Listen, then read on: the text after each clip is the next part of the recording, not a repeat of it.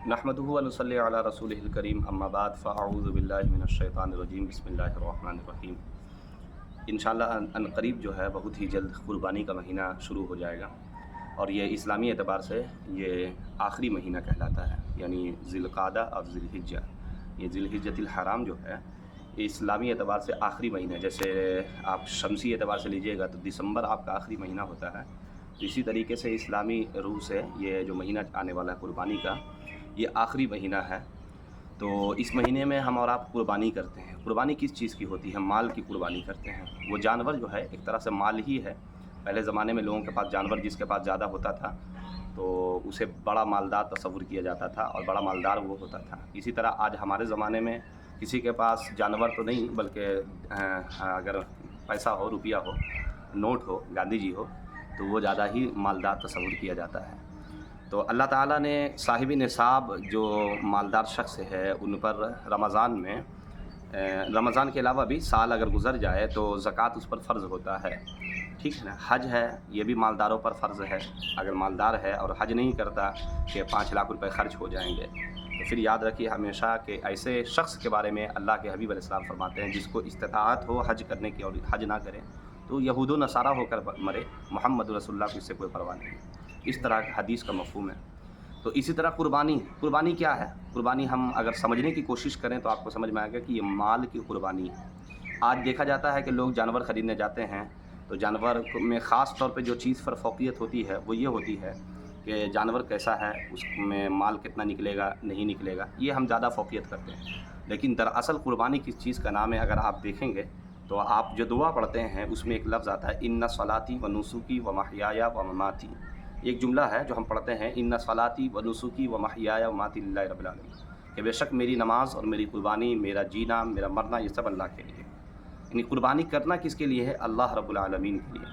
قربانی کیا ہے؟ دیکھیے آپ اگر اللہ کے لیے آپ کرتے ہیں تو کیا ملے گا؟ اللہ کے لیے اگر آپ کرتے ہیں تو اجر ملے گا، اور اپنے نفس کے لیے اگر آپ کرتے ہیں تو اس میں اجر نہیں ہے۔ یاد رکھیے قربانی ہو جائے گی لیکن اجر نہیں ہے۔ اور اللہ کے لیے قربانی کیا ہے؟ دیکھیے آپ اپنے مکان کو بناتے ہیں، دکان کو بناتے ہیں، جو بھی کچھ آپ کر رہے ہیں، 5 لاکھ کا آپ مکان بنا رہے، 10 لاکھ کا آپ مکان بنا رہے، 20 لاکھ کا آپ مکان بناتے ہیں، آپ کو افسوس نہیں ہوتا ہے۔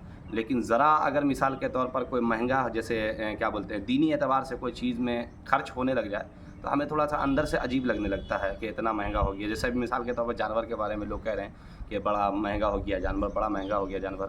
بھائی مہنگا ہو گیا تو غریبوں پہ تو قربانی ہے ہی نہیں ہے، اور اگر آپ صاحب نصاب ہے تو پھر آپ کے لیے مہنگا نہیں رکھنا چاہیے۔ رب کے نام پر خرچ کیجئے، اللہ کے نام پر اپنے مال کی قربانی دیجئے، اور یہ نیت رکھیے کہ اللہ آج اپنے مال میں سے 20,000، 25,000، 30,000، 40,000 روپے تیری راہ میں ہم نے قربان کیا۔ ایک دن میں اللہ کی راہ میں 40,000 روپے ہم نے قربان کر دیا، یعنی جانور کو ہم نے قربان کر دیا۔ اب اگر کوئی مثال کے طور پر خصی کا قربانی کر رہا ہے تو اچھا خصی اگر وہ لے تو 30 سے 35، 40,000 روپیہ ہو جائے گا۔ تو 40,000 روپے وہ ایک دن میں قربان کر رہا ہے، اور ایک بندہ 1 لاکھ روپے ایک دن میں قربان کر رہا ہے۔ مثال کے طور پر انڈیا سے چلا گیا دبئی گھومنے کے لیے تو وہ ایک دن میں 1 لاکھ، 1.5 لاکھ روپے خرچ کر دے رہا ہے، تو وہ اپنے لیے کیا ہے۔ لیکن اگر آپ ایک دن میں 1 لاکھ، 1.5 لاکھ روپیہ رب کے لیے کرتے ہیں، رب کے لیے خرچ کرتے ہیں، تو یہ بات ہی کچھ اور ہے۔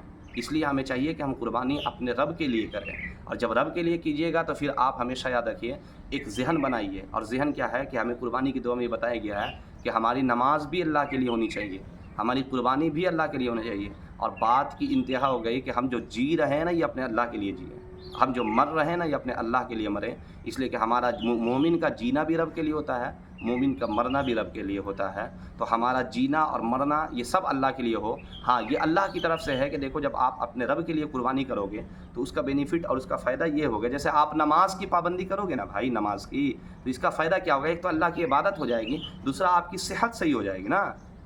آپ اگر وضو کرو گے نا تو ایک تو یہ اللہ کی کا حکم کی اطاعت ہے وضو کرنا، لیکن آپ کا چہرہ صاف و شفاف ہو جائے گا۔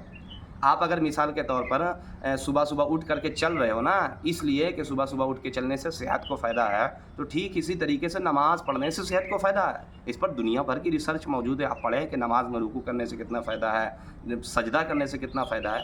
تو اسی طریقے سے ہمیشہ یاد رکھیں قربانی ہے، قربانی اپنے رب کے لیے کیجیے، گوشت کے لیے مت کیجیے۔ قرآن نے صاف لفظوں میں کہا ہے لن ینال اللہ لحومها ولا دماؤها ولکن ینالہ التقوی منکم، کہ تم میں سے یاد رکھو ہمیشہ اللہ کی بارگاہ میں نہ ہی لن ینال اللہ لحومها ولا دماؤها، نہ ہی خون اللہ کی بارگاہ میں پہنچتا ہے اور نہ ہی گوشت پہنچتا ہے.